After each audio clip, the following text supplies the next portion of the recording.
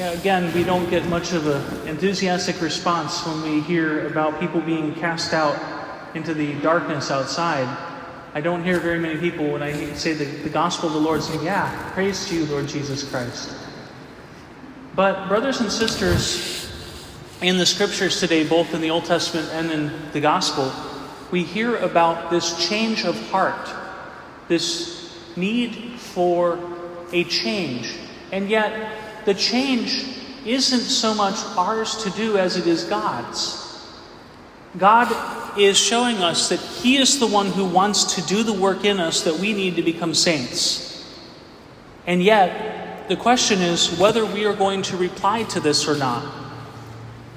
We heard in the first reading from Ezekiel that God will take our stony hearts and make them natural hearts, that He will be the one to make about that change, that renewal.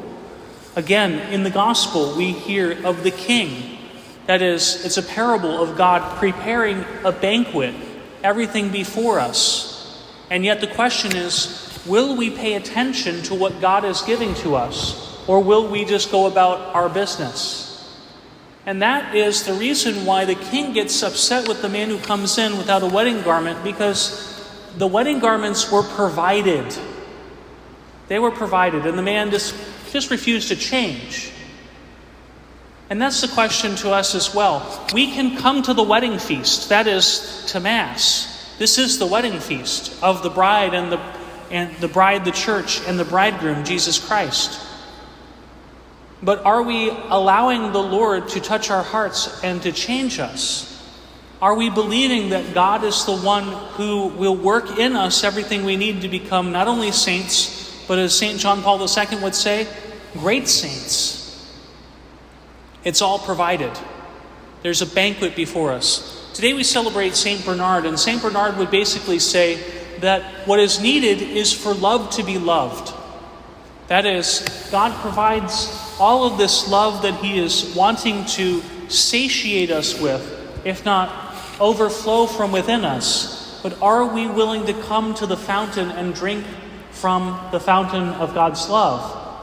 Or do we think that it's not enough and go elsewhere, looking for vain and futile things that fail to satisfy the deep longing in our hearts? The invitation is set before us today, just like it is in the gospel, and all the people who were invited to the wedding feast. Whether we're going to respond to love itself, who presents Himself to us again today in the Eucharist, giving Himself completely and totally. St. Bernard would say that it's not unfair to us that we can't return the infinite love that God would give, so long as we are giving everything back to God.